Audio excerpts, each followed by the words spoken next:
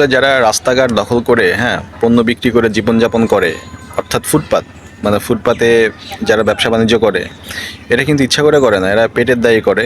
এবং প্রত্যেকটা ফুটপাতের দোকানদার রাজনৈতিক কোনো নেতাকে ডেইলি বেসিস অথবা মাসিক বেসিস টাকা দিয়েই সে ব্যবসাটা করে। এবং সেই টাকাটা খুব যে কম তা না।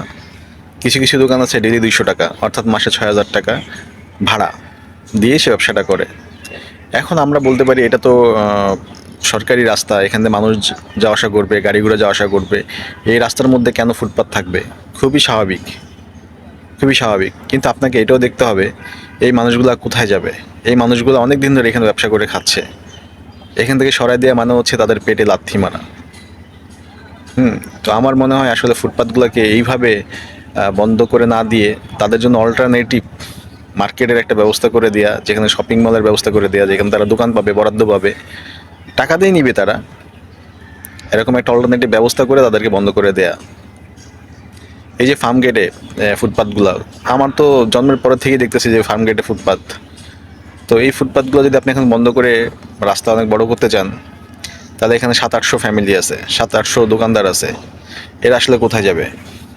এদের ভবিষ্যৎ কি? এদের ছেলে মেয়ে আছে, কারো বাসায় বৃদ্ধ মা আছে। তো এদের জন্য তো একটা অল্টারনেটিভ ব্যবস্থা করতে হবে। আপনারা যে কোনো একটা মাঠ খালি করে দেন, যেই মাঠের মধ্যে দোকানগুলো বসবে, এবং গ্রাহক যারা কিনে তারা যখন জেনে যাবে যে এই ফার্মগেটে এই দোকানগুলা, এই হকারগুলা এখন কোনো একটা মাঠের মধ্যে অবস্থান নিচ্ছে, কোনো একটা জায়গায় এখানে তারা অবস্থান নিছে, তাহলে দেখবেন ক্রেতারা ওইখানেই চলে যাবে।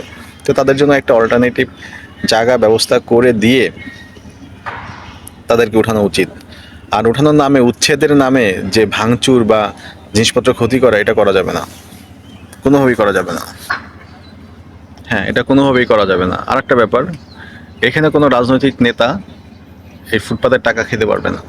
এটা যেহেতু রাষ্ট্রায়ত্ত, এটা যদি সরকারি রাস্তা, যদি কোনো কারণে এখানে ফুটপাত থেকেই যায় এবং দোকানদাররা যদি টাকা দিয়ে থাকে ডেইলি বেসিস বা মান্থলি বেসিস, তাহলে এটা রাজস্ব কোষাগারে জমা দিতে হবে, যাতে সরকার টাকাটা পায় সেই ব্যবস্থা করতে হবে। এরকম ফুটপাত শুধু ফার্ম গেটে না, আপনি ঢাকা শহরের চিপায় চুপায় সব জায়গায় পাবেন। শুধু ঢাকা শহর বলে ভুল হবে, বিভাগীয় যে শহরগুলা সব জায়গায় এরকম ফুটপাত আছে, এবং রাস্তা, সরকারি রাস্তাঘাটের আশেপাশেই হচ্ছে এই ফুটপাতগুলা। যারা রাস্তা দখল করে রেখেছে তারা রাস্তার উপরেই ব্যবসা করে, তারা ভাসমান ব্যবসায়ী, আজকে আজকে কালকে নেই। আর যারা ব্যবসা করতেছেন তাদেরও মাথায় রাখা উচিত, এটা তো আমার জায়গা না, এই দোকানটা তো আমার না, এটা রাস্তা, সরকারি রাস্তা, এটা আমাকে যে কোনো সময় এখান থেকে উঠাই দিতে পারে। তার মানে এই না যে আপনি পুলিশ কিংবা আর্মি এদের বিরুদ্ধে যুদ্ধ ঘোষণা করবেন, পুলিশের গাড়ি পুরাই দিবেন, পুলিশের গাড়ি আটকাই দিবেন।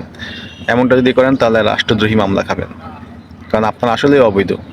এখন অনেকেই বলতেছে রোহিঙ্গারা ইনসেন্টিভ পায়, আমরা তো ইনসেন্টিভ চাচ্ছি না, আমাদেরকে ব্যবসার ব্যবস্থা করে দিতে হবে। এখন রোহিঙ্গার সাথে আপনাদের নিজেদের কম্পেয়ার করলে হবে না। আপনি হচ্ছেন, এই দেশ আপনার, রোহিঙ্গার দেশ না এটা। আপনার দেশের যদি শৃঙ্খলা আপনি বজায় না রাখেন, তাহলে রোহিঙ্গা কখনোই রাখবে না।